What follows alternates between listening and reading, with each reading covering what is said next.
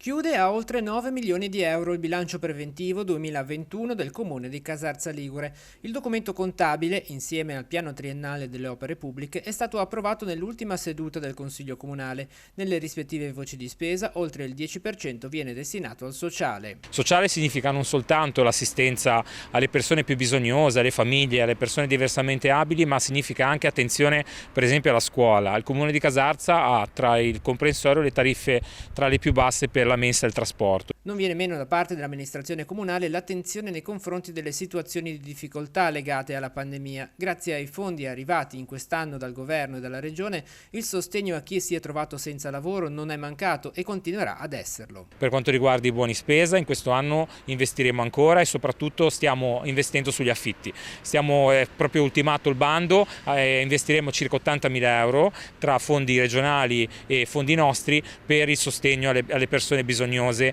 che pagano un affitto che da molti mesi purtroppo non riescono a sostenerlo. Approvato anche il piano triennale delle opere pubbliche, su cosa punta Casarza Ligure?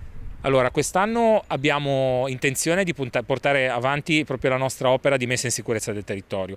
Abbiamo ottenuto dei finanziamenti in quest'anno di oltre 1 milione di euro, li abbiamo investiti sul versante di Verici e lo investiremo sul versante di Bargone, di Cardini e sulla questione della manutenzione del territorio con soprattutto attenzione ai fiumi e ai torrenti che nell'ultima alluvione del 3 ottobre sono stati duramente colpiti e quindi abbiamo anche un problema di argini.